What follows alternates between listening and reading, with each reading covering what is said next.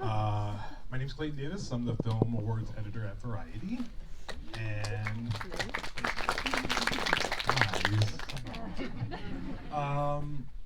you guys saw one of my favorite films of the year. Again, probably, I'm sure. And then I have a few friends that wanted to stop in and say hi to you. If that's okay, we'll have a conversation. Sound like a good time? Yeah. All right. Let's start clapping. You know, if you want to boo, I won't get mad. But you can be nice. Let's start with introducing the man behind the camera. He's a producer, and he's just kind of one of the best guys around. Ladies and gentlemen, Lin-Manuel Miranda.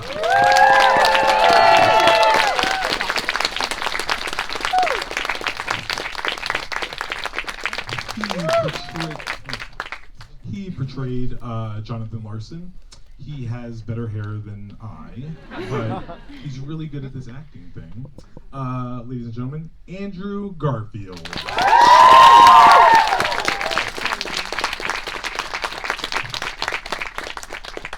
Then we have our two editors. I'm going to do one at a time because you should clap for everyone individually. Let's start with Mr. Myron Kerstein.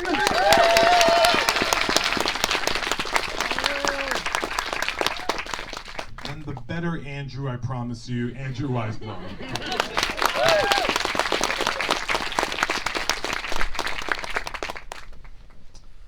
And you're wondering why I called this meeting with you guys today. Very serious conversation we need to have. Lynn, Jonathan Larson. Good man, in your hands. Why Jonathan at this point in your career, and why Tick Tick Boom? Yeah. First of all, thank you for coming to watch us in a theater. It makes me so happy. In the theater, I know you only had a week before it was on Netflix, so it makes me very grateful when people can enjoy it together. Why Jonathan Larson? Because I sat in the last row of the mezzanine of the Nederlander Theater on my 17th birthday, and I saw Rent, and it exploded my brain. It was the most diverse cast I'd ever seen in a Broadway show. It looked like the New York I actually live in, as opposed to the one that I'd only seen in Broadway shows. It spoke to my concerns, my fears, and my hopes, and I also knew that the sort of impossible tragedy that Jonathan didn't live to see that he changed to musical theater. He knew he wanted to, and he did it. Like, his dreams came true, and he wasn't around to see that. And then I saw Tick Tick Boom. I saw an off-Broadway production of Tick Tick Boom my senior year of college. Now I've done the crazy thing. I'm like, you know what? I will write musicals and study how to write musicals. And here's this show that, in its off-Broadway incarnation, is a three-person show that asks all the questions this movie asks. Are you okay with chasing your passion if no one notices while you're alive? If you can't actually make a living doing it? If you have to make other things work so that you can continue to do what you love? It asks you all those questions, and it was exactly the questions I needed to be asked, and sort of strengthened my resolve at the time I most needed it. And then the real reason we're sitting here is because Julie O, my great producer, saw me in the show. I did a production of it in 2014. I got to play Jonathan, and she got the film rights and said, Lynn, would you be interested in directing this? And I said, I'm the only person who can direct it. I conveyed that urgency via email. And it was probably an all caps email. And so here we are, 10 years later.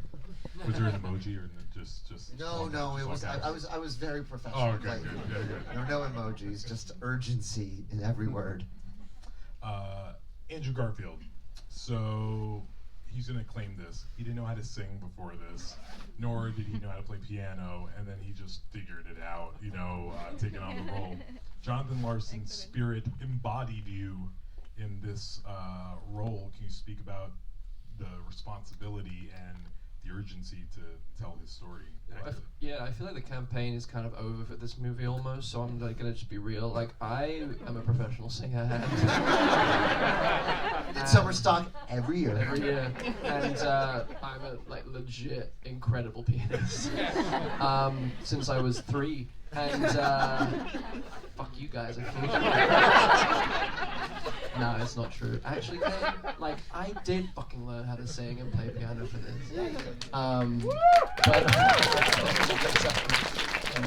Thank you.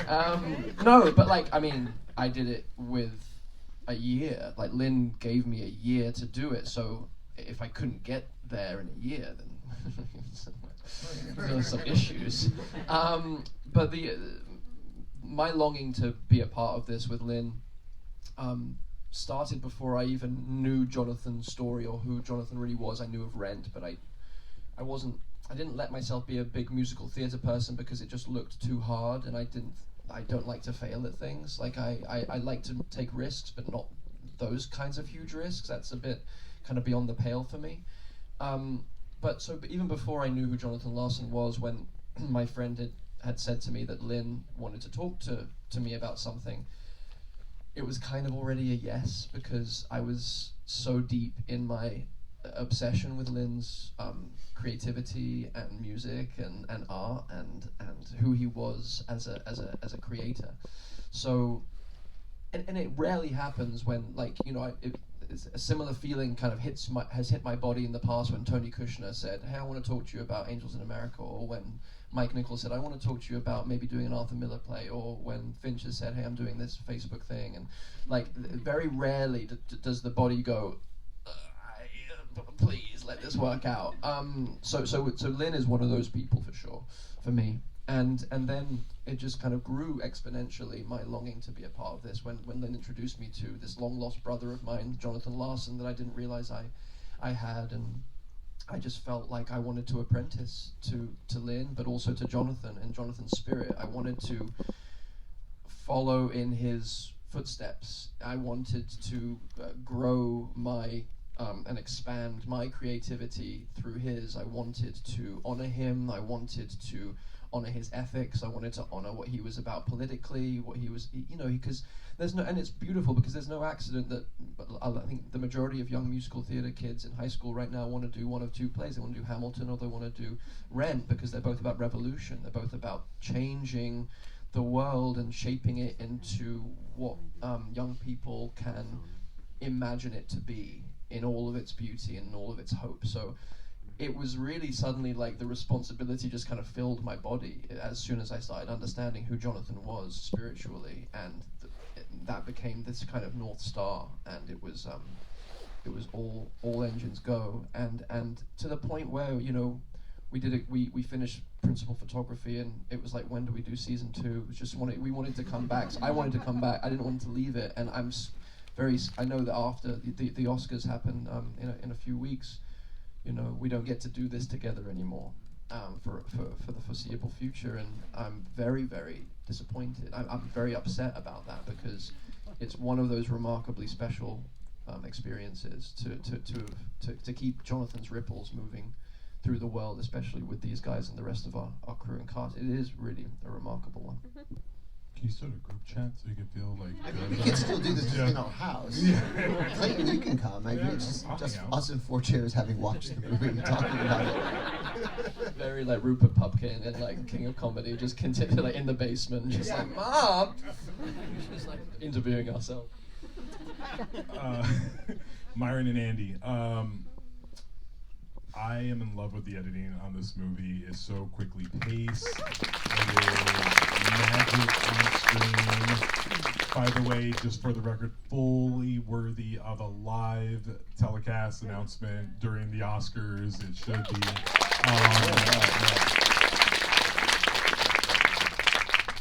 I'm sure, like Andrew, you guys didn't know how to edit before you started doing this, right? Staying with the theme here.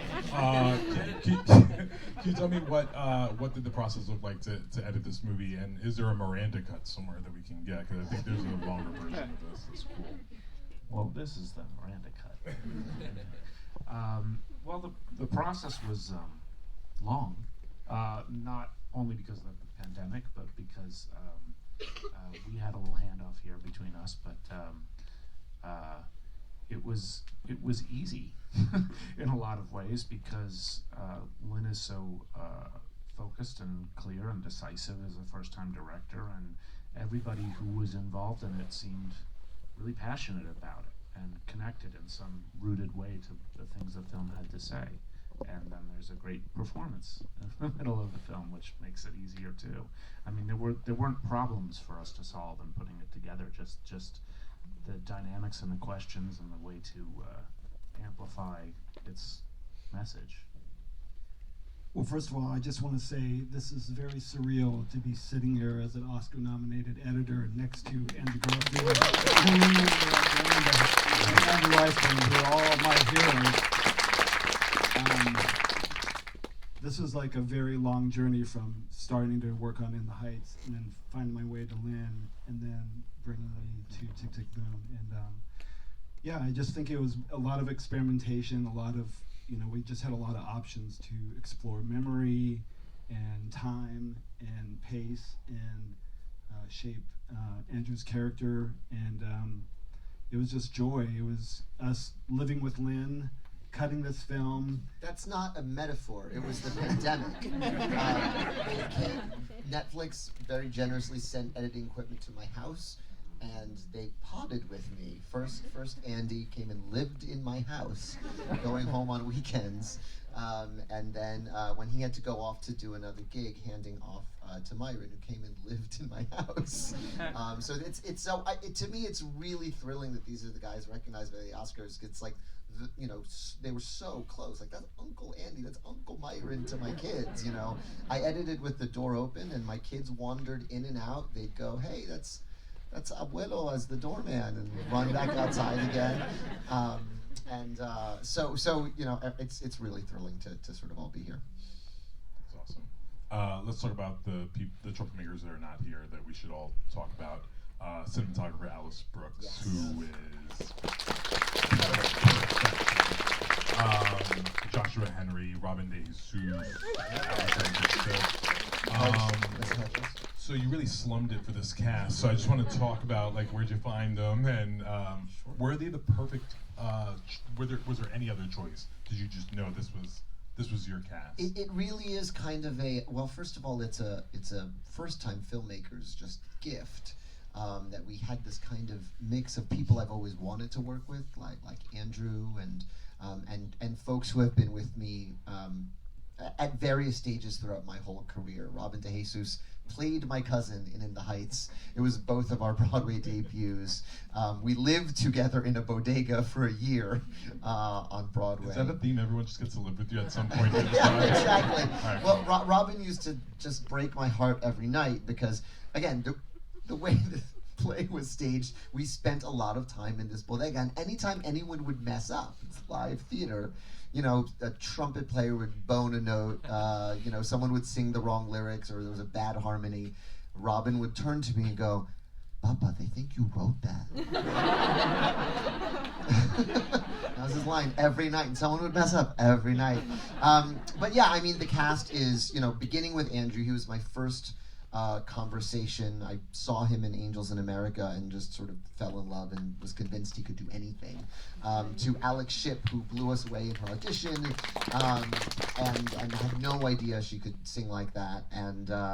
And then Vanessa Hudgens, who I knew about. I mean, yes, Troy and Gabriella forever, but also Tommy Kail, who's my best friend, directed her in Grease Live, and I remember him calling me after the first day, being like, "Yo, Vanessa Hudgens is the truth. She knows every word. She's so on point," and was just like, I'm so impressed with her on that journey that it made me really want to work with her.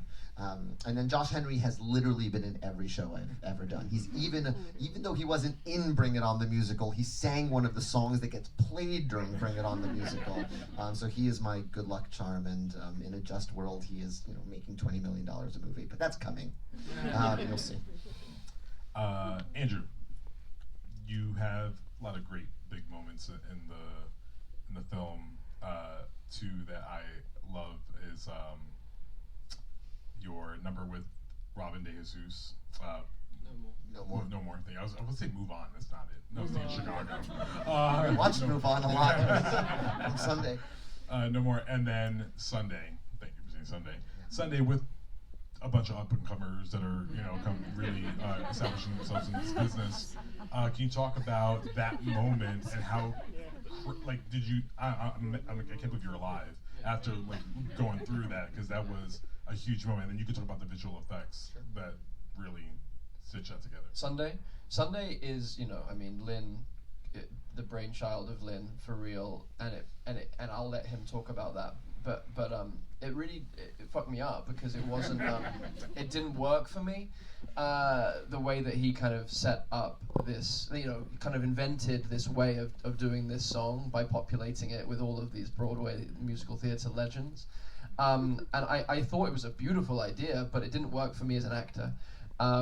And I will explain this. It's true. And until I understood what the conceit was, like, and I didn't. It kind of snuck up on me. We were on the. It was the day where we were shooting my coverage, which Lin can talk about as well in terms of how we did all that during COVID. But you know, in that first verse, I have to say the lyric, you know, sit the fools who should eat at home.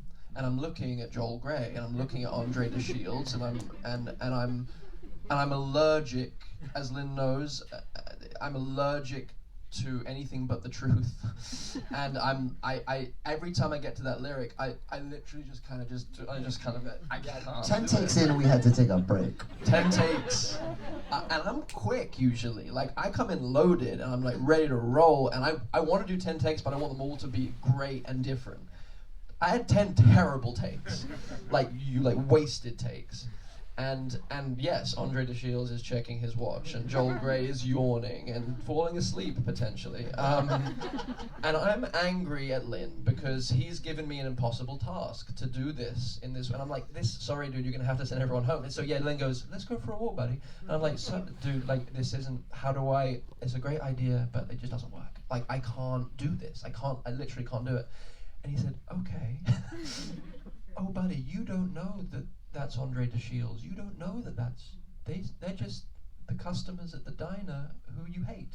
And I'm like, oh, acting, yes. Well, we had the setup, we had to film the day after. We filmed the musical number first, and then the setup where they're all annoying him was after. So he literally didn't have the information he needed to play them as fools. And as soon as I said that, you got it in the next take. Yeah. If you get it, you can have it. And then, you can have it. but then I was just, and the only rule, we only broke the rules because we had to break the rules with Bernadette Peters. That breaking the fourth wall, breaking that kind of illusion with her, because we've, you know, in the story we see Jonathan watching Bernadette doing, like, in Sunday on like the VHS cassette or PBS or whatever it is, and so with that, we kind of were like, well, we have to make sure that I, as Jonathan, become the vessel for everyone's love of Bernadette Peters, and I let all of your love just kind of like come through me, and let her receive it while she's here with us, and yeah, it was a really beautiful. That was a very, very beautiful. It was a great. I mean, and the sequence is the Avengers Endgame of musical theatre movies. It's incredible. It's Lin-Manuel Miranda's brainchild for John, in honor of John. It's incredible.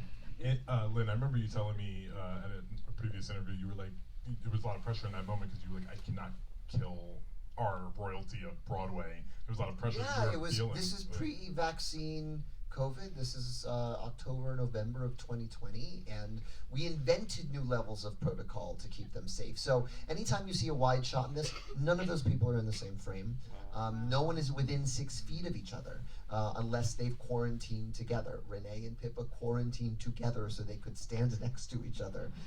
The crew quarantined the weekend before, which we hadn't done before, so that we could protect Joel Grey and Cheetah.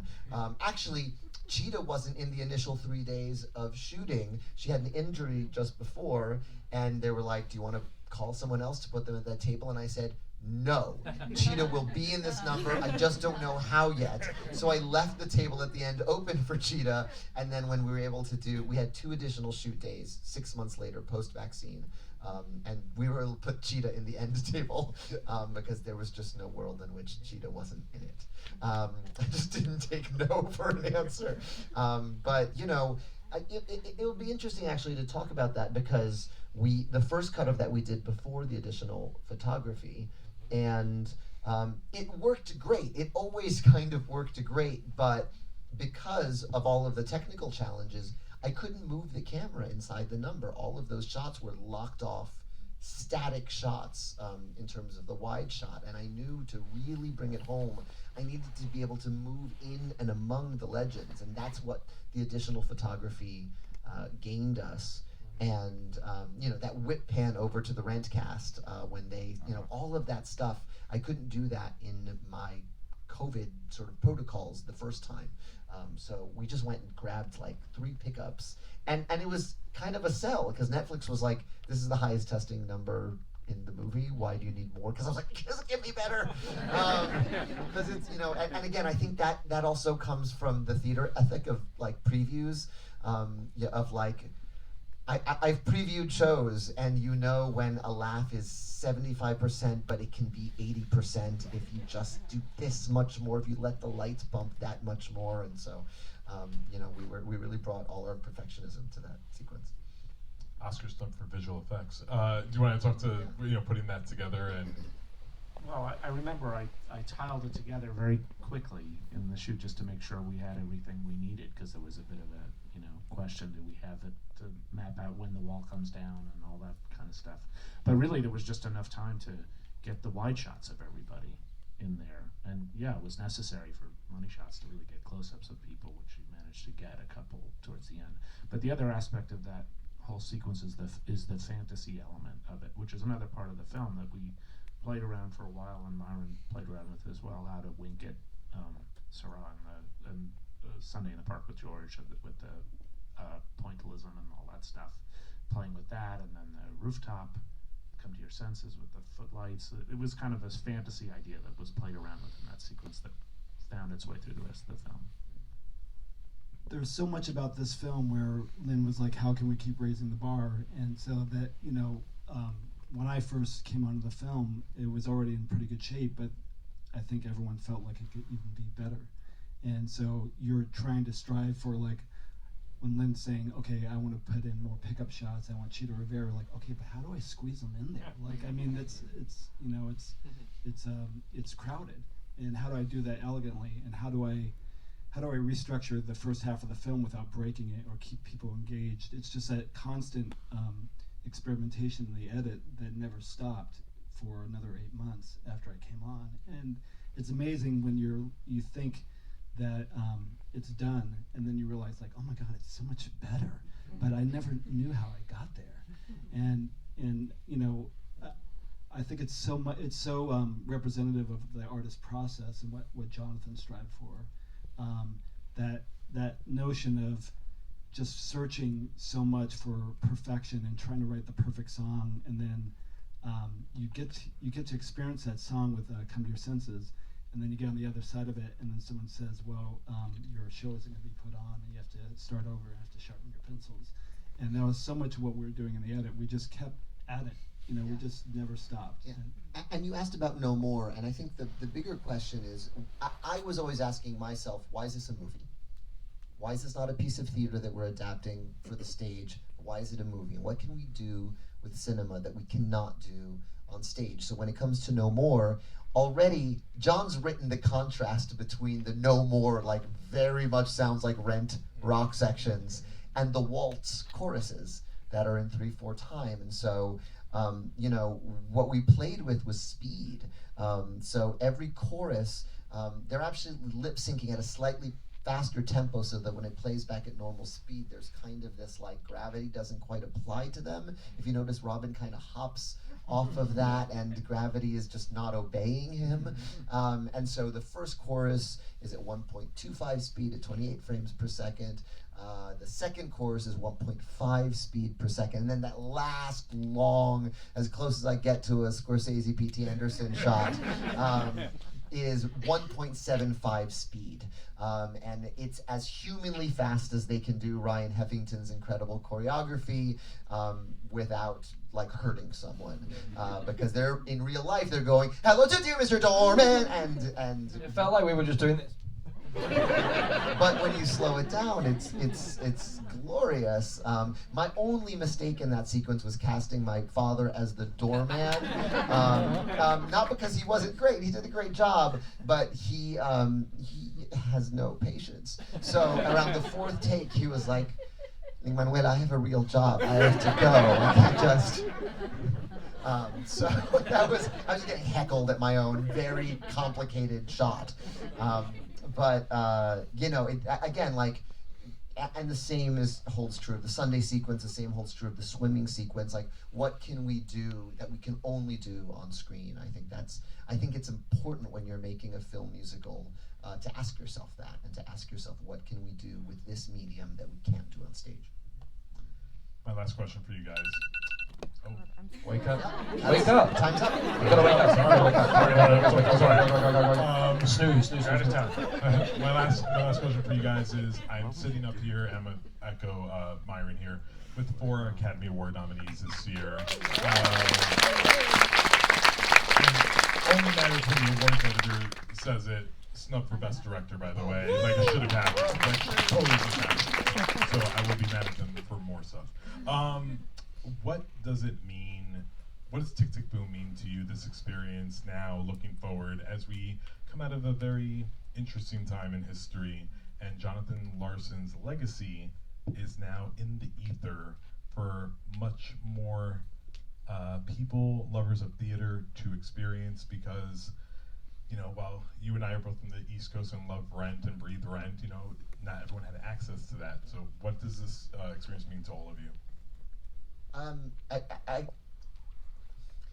Very hard to talk about this without crying. I hoped theater folks would like it. I really did want to make something that was for us. But what has been so wonderful and surprising is folks for whom they have no sort of other frame of reference for theater who still love this movie. I will never forget showing it to my in-laws. My mother-in-law was, stayed home, and my father-in-law was a building manager. And in the scene where Judith Light says, "You write the next one, and then the next one," and you just keep throwing them against the wall. And as she did that monologue, my father-in-law saw me as if for the first time, like, holy shit. Is that what it's really like? And he was really, like, upset for me, and, like, saw me for the first time. I was just kind of, he didn't really understand what I did for a living until he saw that scene, and how hard it can be. And then the other thing that is very moving is how many young artists come up to me, and it hit them the way seeing the show hit me at age 21. But different from seeing it on stage, they say, I showed this to my parents to try to make them understand why I'm doing this insane thing, or maybe why the reason some of you moved out here in the first place, because it's a calling. So I feel really grateful that the movie's hitting folks the same way Jonathan's work hit me. Yeah, that. I mean, that. So I don't care about Lin being seen by his father. I don't give a fuck about that. I'm happy for him, but it's like, whatever. It's more, kids are more important. The campaign is over, guys. It is amazing.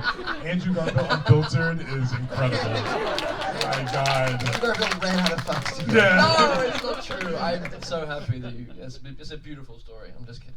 But also the thing that is most moving, and I think the main reason why I don't want these next 2 weeks to pass is but it's true. This movie will live on for so many. I think it will be a kind of talisman for young artists or older artists, middle-aged like me, for all of us, I think, and it's always revisitable thanks to Netflix, and that is a beautiful thing, because it's and the fact that we have mentorship for all of us in there from Stephen Sondheim himself in that final voice message, which is, for people who don't know, probably all know this at this point. Yeah, that's Stephen Sondheim's actual, some of his final words on film, and it's of course mentorship for Jonathan, mentorship for me as Jonathan, but mentorship for every single artist that's projecting themselves onto Jonathan in this work. And it stands to reason that so many young people are watching this film over and over and over again, because it's like it's kind of a rallying cry. It's kind of like a self-inspiration thing, and it's universal, and it's about things that are so timeless and bigger than just making art. It's about how we live our lives. And these guys, us, I'm proud to be a part of a group that's crafted something that I think will continue to remind people of where they're meant to be and the track they're meant to be on, and how to live in this very and an awareness of the shortness and sacredness of being alive. And I'm just like, what a way to spend the day, you know?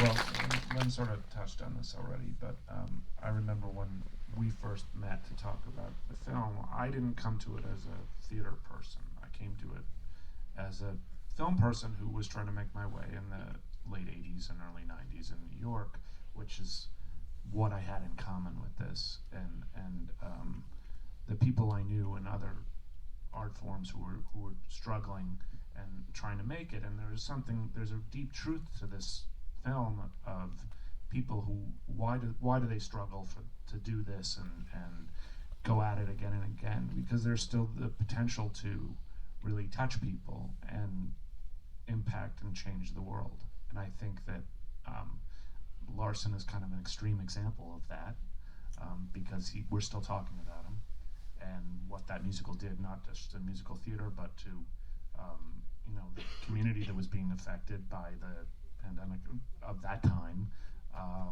and still now. But there's so much resonance in there for anybody who is struggling and trying to pursue their art and give a voice to people who don't necessarily have it. I don't know how I follow up all this. When I was a kid, I wanted to work on a musical so bad, and I didn't even know what movies were really. And then suddenly I got to work on 2 of them, and to work at this level, and it was a dream come true. Like films like Cabaret and all that jazz, and Chicago, Jandy worked on as well. Just were so inspiring as an editor, an up-and-coming editor, and then to work on something this incredible. But then I didn't realize how much of a beacon of joy and love it was for so many other people. And that was contagious, to just work on something that people just needed so much through the pandemic in general, but just in their lives. And I've made it a bit of my mission to work on things that matter, and try to do my best to, contribute to, something positive in this world. And it just means the world to me that there's any kind of acknowledgement to this thing that we made. And but outside of all that, it's just giving people hope and love and joy, and that's all that really matters.